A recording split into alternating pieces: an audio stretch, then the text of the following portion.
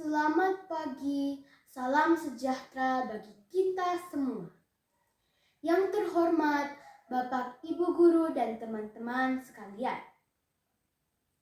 Pertama, saya ingin mengucap syukur kepada Tuhan Yang Maha Esa karena telah memberikan karunia kesehatan bagi kita semua untuk berkumpul pada hari ini. Pada hari ini, saya akan menyampaikan pidato tentang kemerdekaan Indonesia. Hadirin yang saya hormati, Indonesia sudah merdeka. Namun kemerdekaan itu tidaklah mudah untuk dicapai. Dimulai dengan pembentukan BPUPKI untuk merumuskan dan merancang dasar negara Indonesia yang kemudian akan diresmikan oleh PPKI. Kemudian berlanjut dengan Jepang menyerah kepada sekutu karena kota Hiroshima dan Nagasaki telah dibom. Setelah mendengar berita tersebut, kemudian para pejuang golongan muda menculik I.R. Soekarno dan Muhammad Hatta ke Rengas Dengklok yang akan ditempatkan di rumah Laksamana Tadashi Maeda untuk merancang naskah proklamasi yang kemudian akan diberikan kepada Sayuti Melik untuk diketik. Beberapa jam kemudian, naskah proklamasi kemerdekaan Indonesia telah dibacakan di Rumah Soekarno, Jakarta Pusat, Jalan Pegangsaan Timur nomor 56 pada tanggal 17 Agustus 1945 pada pukul 10 WIB. Hadirin sekalian, tentunya proklamasi ini mempunyai maknanya tersendiri, yakni puncak perjuangan bangsa Indonesia meraih kemerdekaan. Bangsa Indonesia sudah merdeka dan berdaulat, jadi wajib dihormati oleh negara-negara lain. Indonesia sudah memiliki kedudukan yang sama dengan negara-negara lain yang sudah merdeka. Titik hukum kolonial menjadi hukum nasional, serta pintu gerbang menuju masyarakat yang adil dan makmur.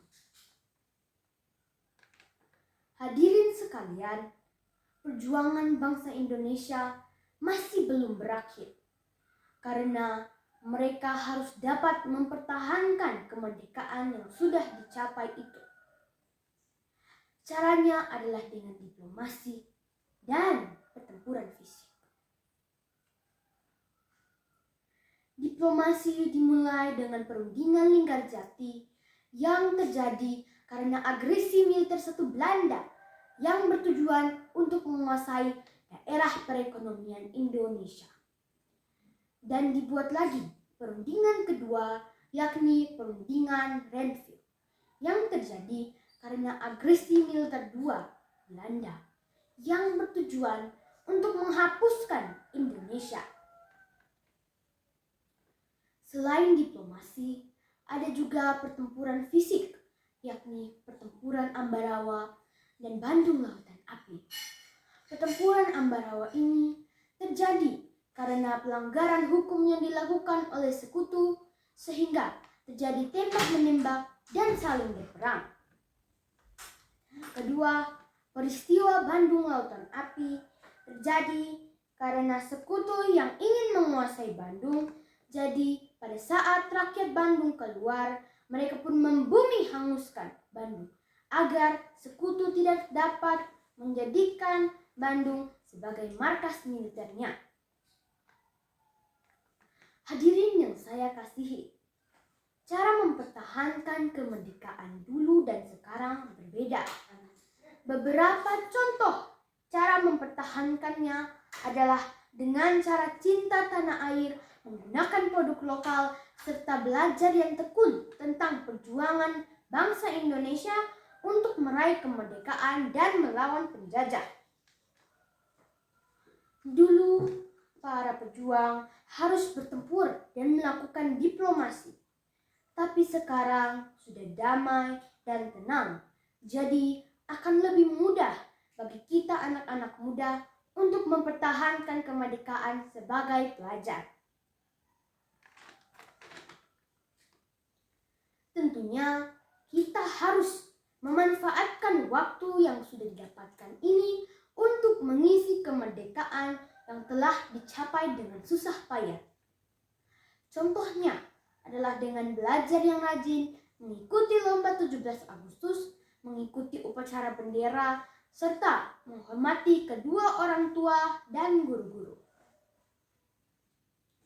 Di dalam hal kemerdekaan ini, para pemerintah juga telah melakukan hal-hal yang dapat mengembangkan kehidupan kebangsaan yang sejahtera, seperti membangun di seluruh Indonesia dan tidak hanya di kota-kota besar, membentuk KUR untuk membantu serta menolong yang membutuhkan, memberi BPJS, serta memberikan pendidikan gratis bagi orang-orang yang tidak mampu. Sebagai umat Allah yang sudah merdeka, kita harus terus mengembangkan kesejahteraan di Indonesia yang sudah bisa dicapai dan karunia Tuhan yang bisa memberikan kemenangan bagi Indonesia. Dengan cara toleransi akan sesama dan melayani sesama oleh kasih. Hadirin sekalian, kesimpulan saya pada hari ini adalah manusia membutuhkan kemerdekaan karena manusia sudah diciptakan Tuhan sebagai makhluk yang sudah merdeka, sehingga kita memiliki tanggung jawab untuk menghidupi kemerdekaan tersebut di dalam kasih. Ini terambil dari Galatia 5 ayat 13. Mari menjadi saksi Kristus bagi bangsa ini dan agar dapat menikmati karunia kemerdekaan yang telah diberikan Tuhan. Dan agar bangsa kita dapat lebih maju dan sejahtera. Sekian pidato saya pada hari ini. Jika ada kesalahan atau salah kata, saya mohon maaf. Terima kasih. Selamat pagi.